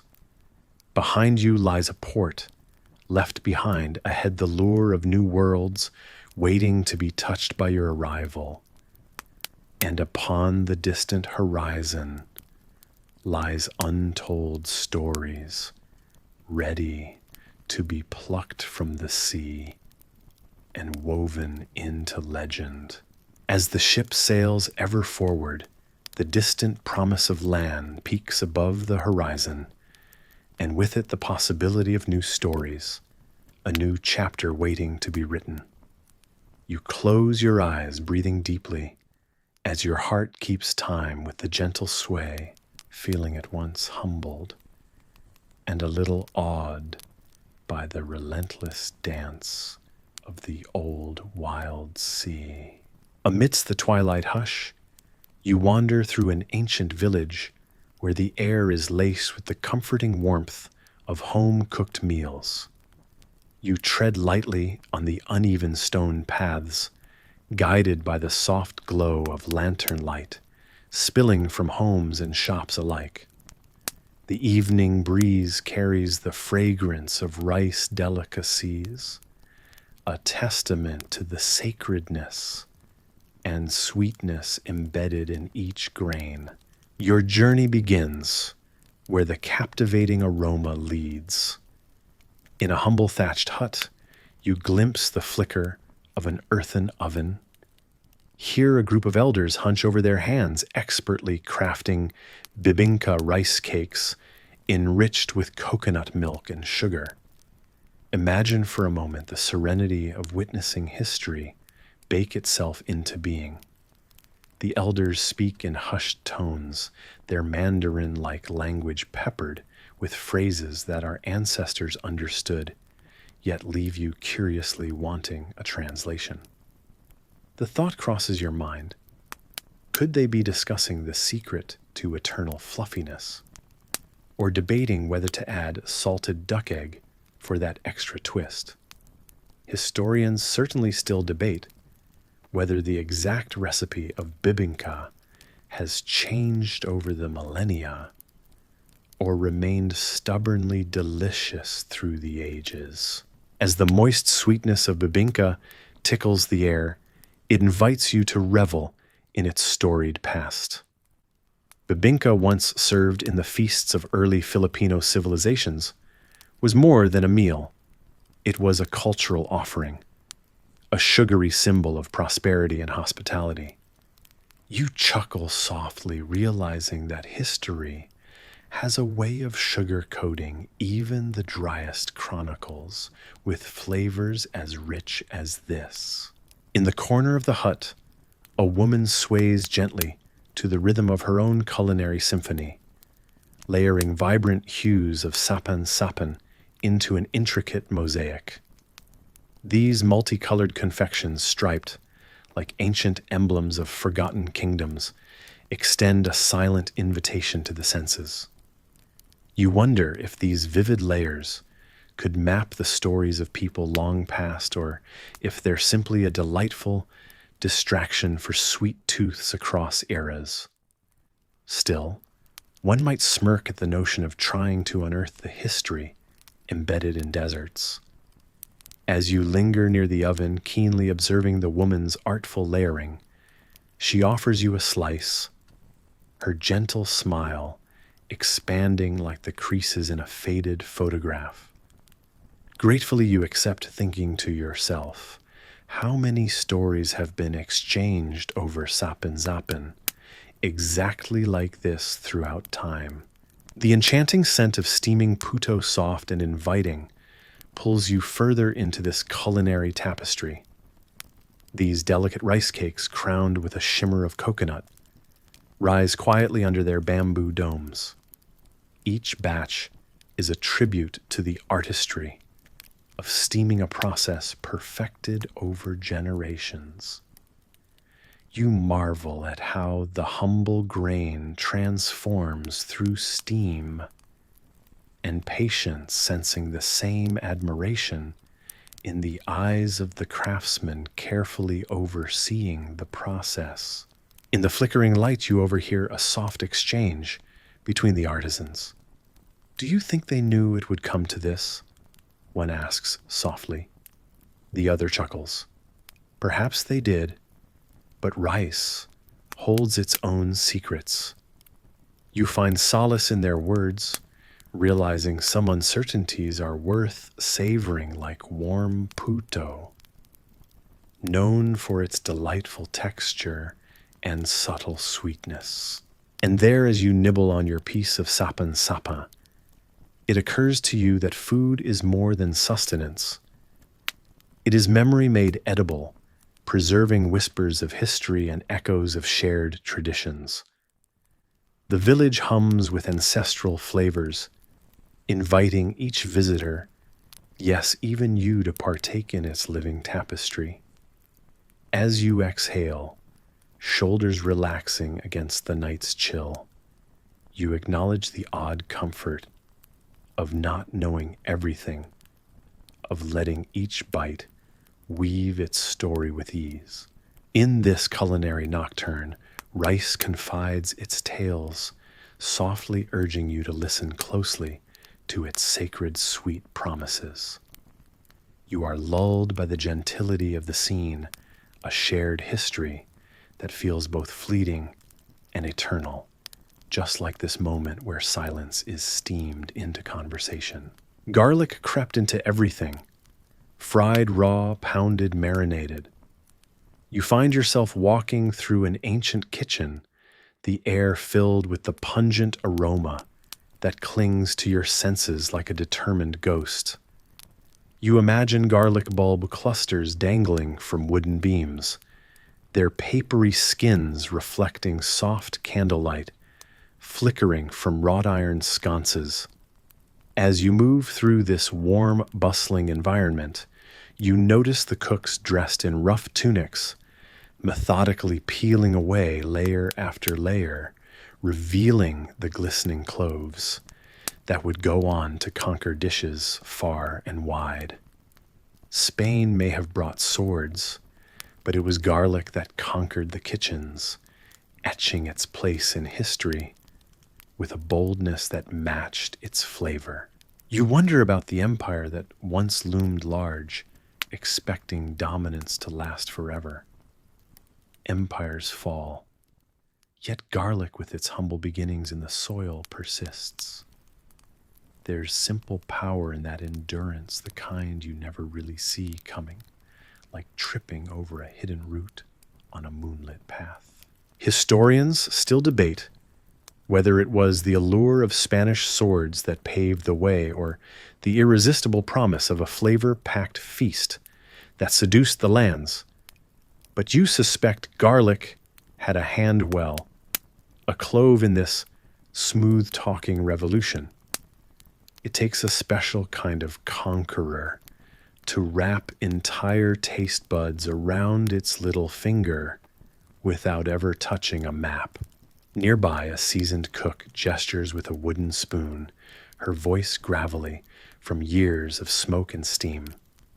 "Ah, mi niño," she begins, "you can write history without garlic, but it won't be history worth reading." You nod, pondering how much truer the statement seems with each step through this edible past.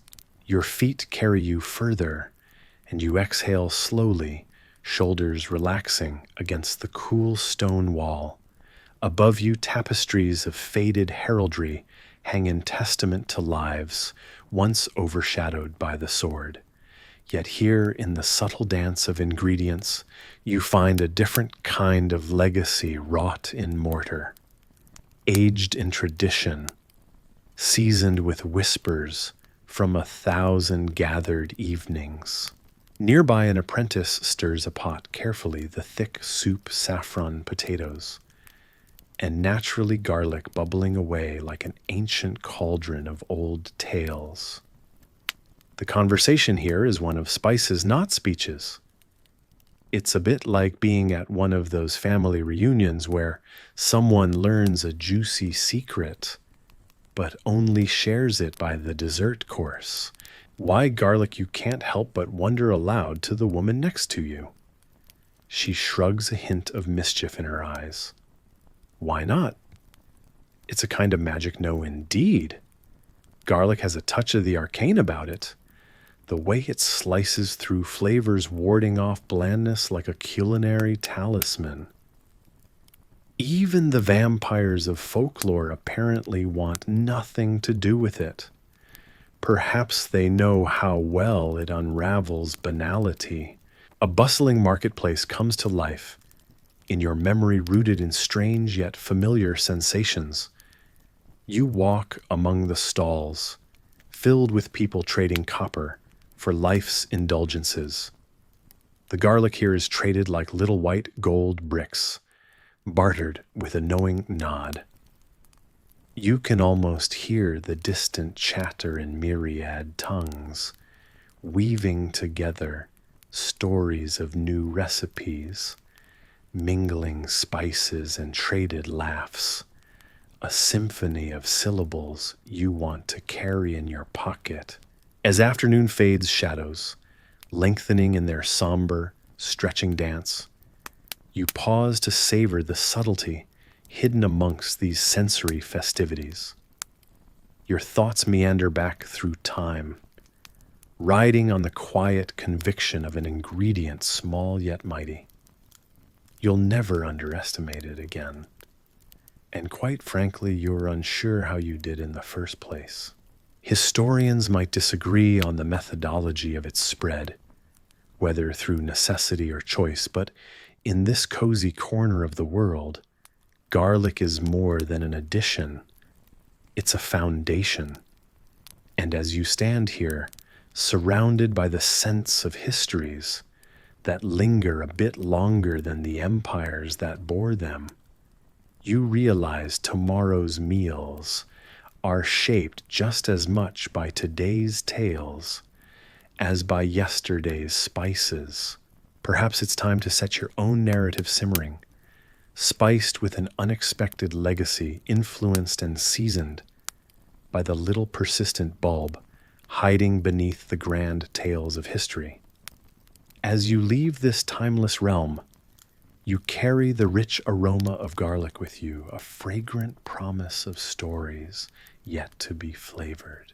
Let it linger just as the sun finally dips below the horizon, inviting the tranquil embrace of night.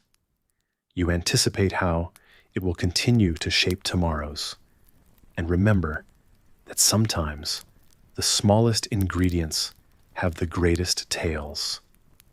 And so, with a heart full of warmth, you slip softly into dreams where garlic and swords weave stories side by side, eternal allies against the relentless passage of time. Nilaga and tinola weren't just broths, they were cures, served after funeral storms or after one too many cups of tuba that made you dance like a tipsy monkey. These dishes have been the warm embrace of Filipino culture for centuries. You find yourself, dear listener, wandering through a small village on a moonlit island, where the gentle crash of waves lulls you into a soft rhythm. The air carries a savoriness that entices your senses, guiding you to an old wooden shack with a soft glow flickering through its windows. Inside, you hear the low hum of conversations and the clinking of ladles. against clay pots. You slip into this nostalgic setting where elders share tales beside a crackling fire, cradling bowls of steaming broth. They recount how every island had its unique version of these sacred concoctions, each one crafted with the knowledge of ancestors. Chicken, pork, shrimp, and even fish, caught just this morning, each broth a map of local bounty. You half listen, entranced by the steam rising in delicate tendrils, and the smell of chicken cooked with ginger papaya and malunggay leaves, making you slightly drool. Don't worry, no one here will mind. As you settle onto a wooden stool, time seems to slow. This is a place where the days blend into nights with the scent of ginger and lemongrass. You find yourself musing about how these simple ingredients transform into comfort. Historians still debate whether the addition of chili was a response to invaders or merely the creative spark of a forgotten chef who loved a bit of spice. You imagine them at their hearth, adding an extra pepper or two with a mischievous grin. An elder notices your attentive gaze as she ladles you a portion. Her voice, like weathered wood, tells you about how nilaga and tinola were served at wakes. After the tears had been shed and the stories told to the echo of old laughs, these broths brought warmth to wearied souls. You wonder if the soups are healing the heart, or merely giving the living something tangible to grasp the hope that life, like the sun, will rise anew tomorrow. This was my mother's pot. Old enough to remember the first American soldiers who tried our cuisine, she adds with a chuckle, her eyes twinkling. You imagine the young GI, hungry and curious, tasting something otherworldly, yet faintly familiar. Perhaps they found tinola not unlike the stews back home, except, of course, for the curious lack of potatoes. Outside, a soft breeze whispers through coconut palms, its cool touch brushing against your cheek like a comforting hand. Absorbing the sweetness of your bowl, you realize that this is a place where time has twisted into a myriad of tastes and smells, each meal a conversation with history itself. Each spoonful you take brings you deeper into the island's past, wrapped snugly in the comfort of shared heritage and simple, honest sustenance. You'd ask for a recipe, but that might be like asking a wizard for their wand. Instead, you silently vow to share a meal with loved ones, hoping to wrap them in this same comforting magic. The fire crackles with laughter from the sparks blending with the soft chatter of those around you. At this moment, you think even the stars overhead might be clinking their celestial glasses in a toast to the eternal power of comfort food. You find yourself at a bustling marketplace, centuries deep in history, feeling the never-ending dance of aromas and colors around you. The clamor of merchants hawks a symphony into the humdrum of the crowd. Amid the haze of spices, you spy a familiar scene. A vendor selling golden brown rounds of flan. But wait, there's something different. The milk is impossibly rich, its sweetened allure seeping through each creamy slice. Local lore whispers that it was the Moors who brought sugarcane to the lands, altering desserts forever. As you savor this thought, the vendor catches your eye, and a grin spreads across his face. Ah, a fan of the sweets, he says with a chuckle. This one's been made sweeter than usual. a recent idea, you see. As you continue, you notice the rhythmic clang of pots and ladles echoing through narrow streets.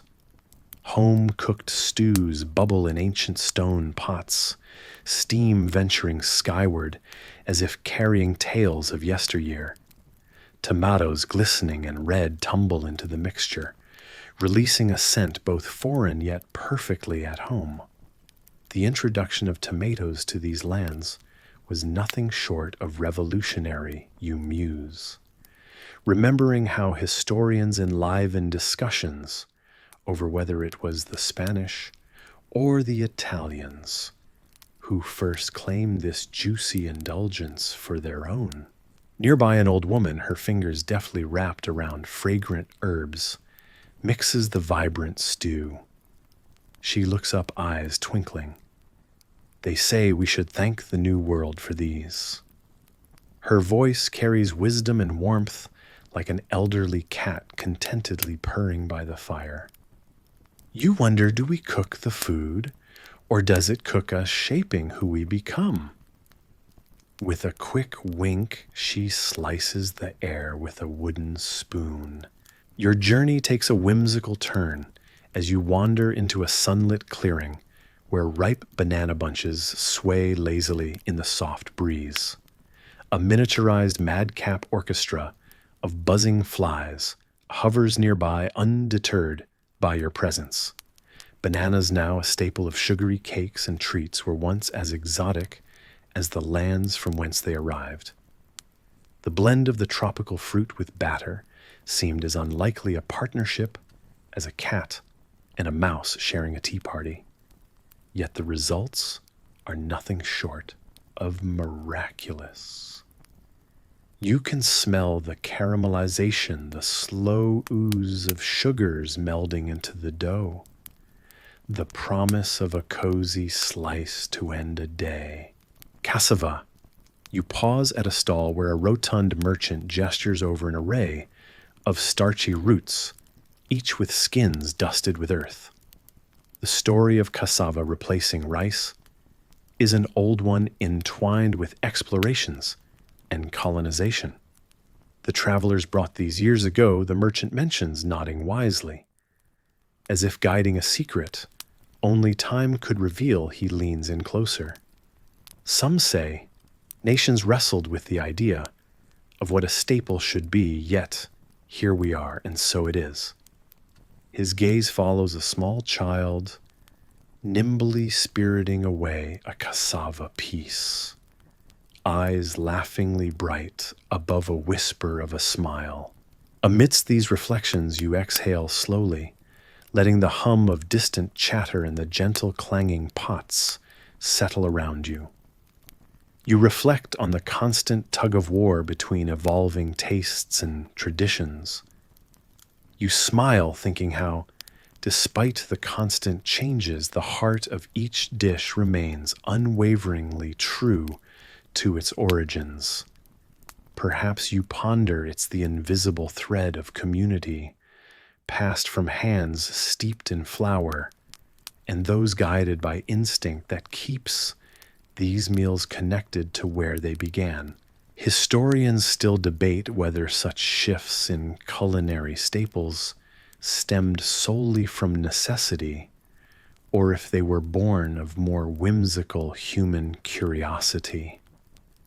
But like a vine twisting and turning in search of the sky, these altered ingredients found new roots.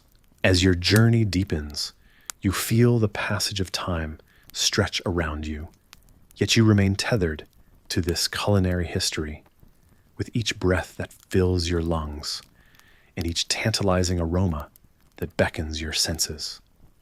The soul of the food remains untouched, a resilient core amid ever-flowing change.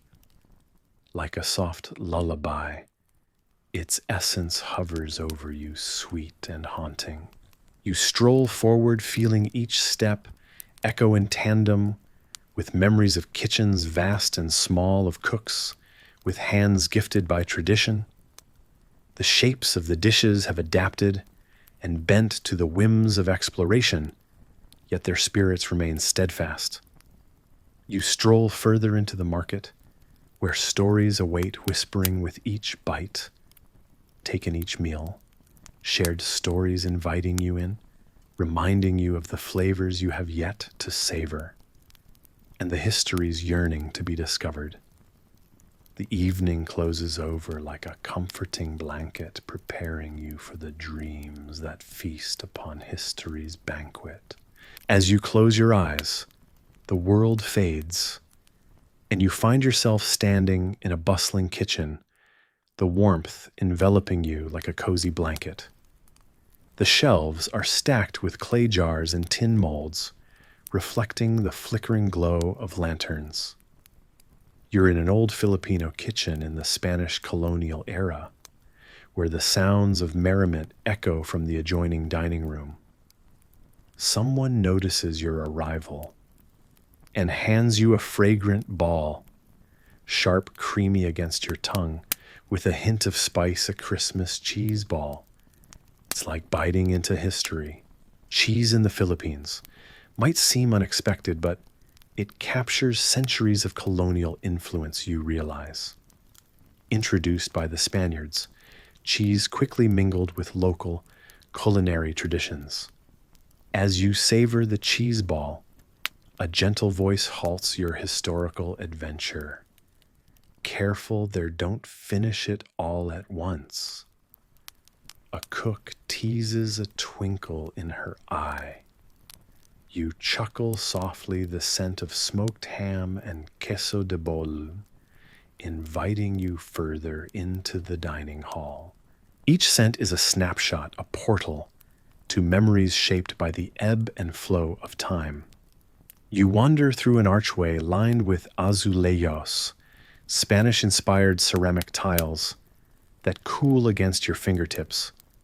Historians still debate whether these tiles served more as decoration or status symbols, but their beauty is indisputable.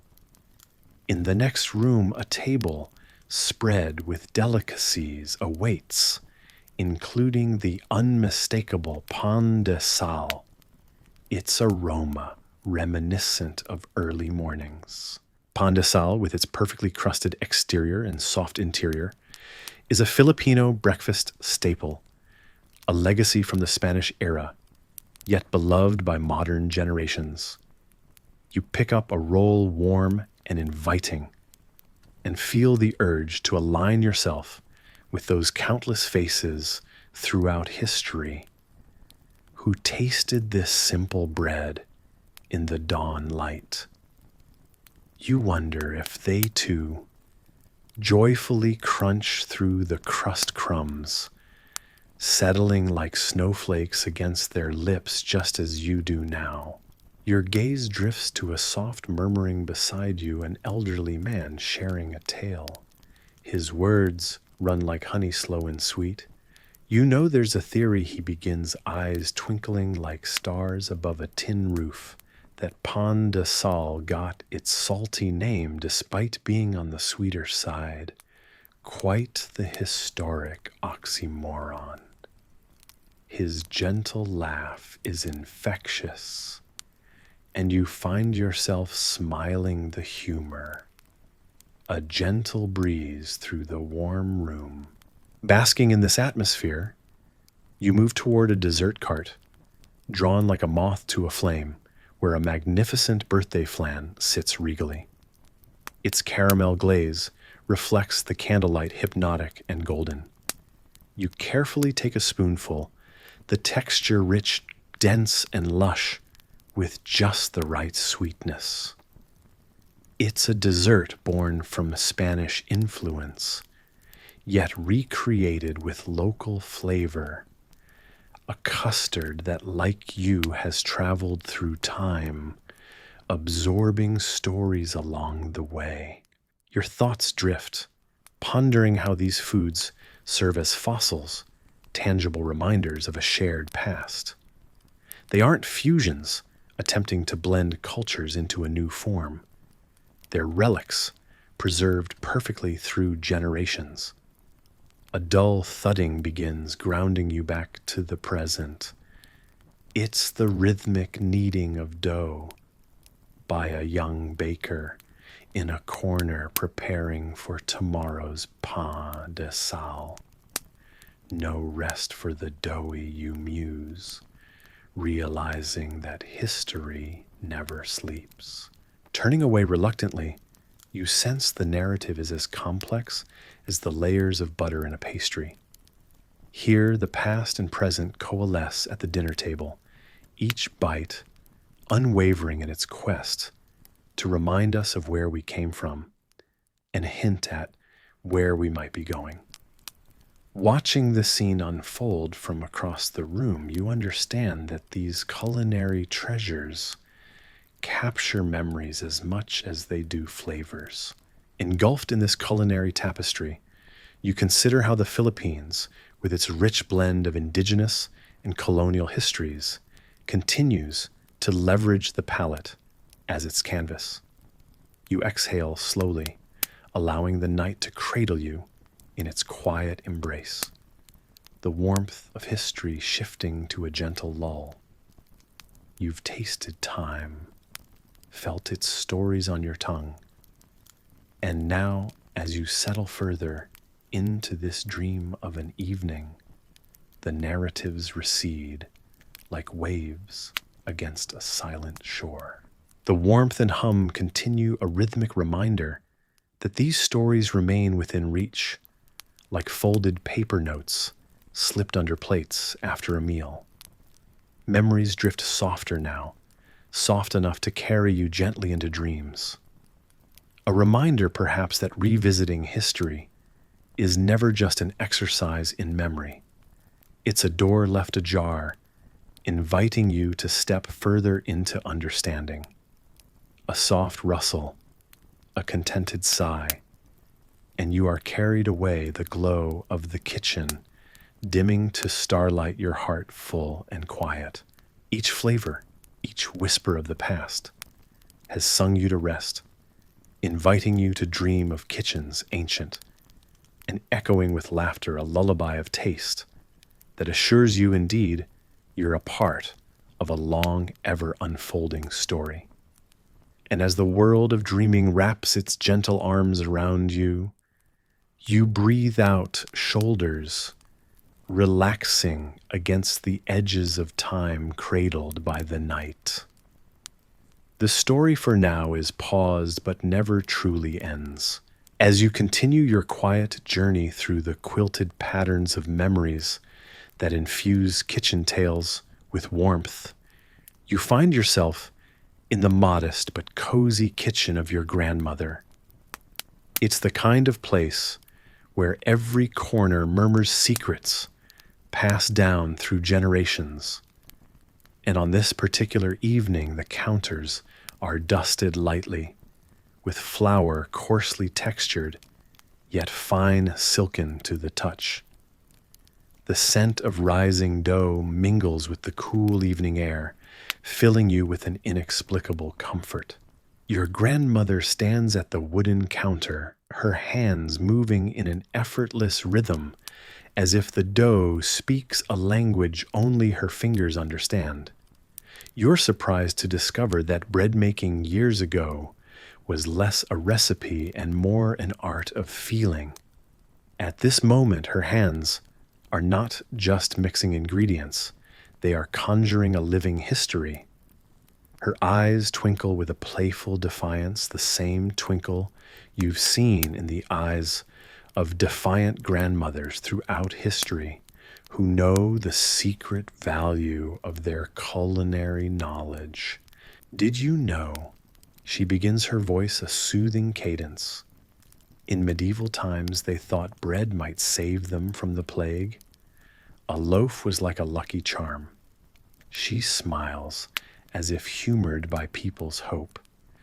Yet you can't help but feel a similar wishful trust in the power of the familiar loaf she shapes with care. You watch intently, trying to capture her gestures in memory. It's almost laughable how historians dissect ancient culinary practices, while the real wisdom seems to slip like sand through the fingers of time. You wipe a bit of flour from the counter, noticing how it leaves ghostly trails, and you ponder if the act of baking then was as calming as it is now, a soothing ritual amidst chaos. Of course, she chuckles, patting the dough. Affectionately, historians will tell you each bread has a story, a hidden meaning. But I'm convinced sometimes we just want an excuse to gather and eat. As the evening deepens, your senses attune to each small sound, the soft sough of a breeze, outside the window, the dull crackle of a fire not far off, and the gentle hum of voices drifting from the living room, distant yet comforting. Your grandmother places the loaf into the ancient oven, its iron door squeaking ever so slightly, a sound that always seems to extend a sort of acknowledgement, as if the oven too shares in the familial familiarity. You realize the kitchen is more than its physical contents. It's a realm of echoes and inherited sensations that a cookbook script will never capture. She turns to you, a knowing smile playing at her lips. Staying for dinner, she teases, and you nod, unable to resist the lure of her meals nor the warmth of her company. As she bustles about preparing the table, your mind drifts to an odd little detail. You once read the ancient Egyptians used yeast in bread making long before most other civilizations. It's curious how such small innovations ripple through time, subtly shaping rituals like those within this very room. You wonder fondly if they too cherished the simple magic of sharing bread. With the table set, the heavy aroma of freshly baked bread intertwines with happier recollections of gatherings past. You find yourself considering whether culinary traditions evolve, because each generation flavors them with a pinch of their own stories, a generous spoonful of human warmth and experience that no amount of scientific study could replicate. As you sit, the laughter and conversation surrounding you weave a comforting blanket, the kind that tempts you into a dreamy reverie. You dab a piece of warm bread with rich, golden butter, watching it melt into liquid sunshine. Your fingers feel the gentle crunch of the crust, and your heart contends with an unexpected wistfulness as you take a bite. Grandma once told you that recipes are living things growing and changing with those who touch them. As you savor, you can almost hear echoes of ancient writers who still debate whether Roman banquets were better because of the bread or despite it. A giggle rises within you at the thought of their scholarly debates. Maybe sometimes it really is just about the joy of breaking bread together. Now, as the evening yields to night, you lean back, feeling your shoulders relax into the contours of the worn kitchen chair. Here, with loved ones around you and the soft glow of candlelight casting playful shadows, the world seems gently muted, as if reminding you to hold these small moments close, to let them infuse you with their warmth before they too slip into the tapestry of memories. A new wave of laughter softly shakes the air, and you find yourself smiling without knowing why, just as your grandmother catches your eye, the tiniest nod reaffirming a shared understanding as age-old as time itself. You imagine historians poring over ancient accounts of feasts missing entirely, The essence of such gatherings, a shared meal, binds hearts closer, capturing eternity one morsel at a time. As the night folds around you like a soft blanket, you feel certain some recipes are written not in books, but in our hearts. They arise each time the hands steeped in memory shape them anew. The thought wraps you in comfort and warmth, perfect for easing into a peaceful night. You lie on a woven mat. The air feels warm, gently wrapping around you like a well-loved quilt. In the distance from the kitchen, the familiar sizzle of garlic frying in oil reaches your ears. Alongside, there's the soft hiss of steaming rice, and instinctively you know, tonight's meal is one from another time, a dish steeped in memory and tradition. It's as if someone is stirring not just a pot, but a story, bringing a forgotten past to life. With each deliberate motion of the spoon, your thoughts drift, remembering how garlic has been such a staple throughout history. In ancient Egypt, it was even given as ration to the builders of the pyramids. You chuckle imagining those ancient workers cheerfully blaming too much garlic for their less than charming breath. Presently, you exhale slowly, the sound almost a hum of agreement with the timelessness of this kitchen alchemy. The room is steeped in an aromatic symphony that tugs at something deep within you. As the scent of the cooking intensifies, you recall those old spice trades when garlic, among other treasures, traveled dangerous routes. It was once even claimed that garlic could ward off evil spirits. You muse about how back then bad breath might have been considered an excellent deterrent. The woven mat beneath you is a peculiar kind of comfort. You are anchored here amidst gentle crackles from the stove, and your thoughts, your mind idly tracing through centuries of culinary lore. You think about how rice, that simple yet profound grain, is the cornerstone of so many cultures.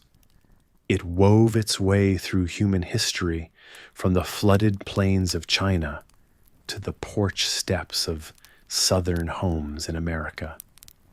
Each grain whispers tales of resilience and adaptability. Gentle laughter echoes faintly, reminiscent of a half-remembered dream.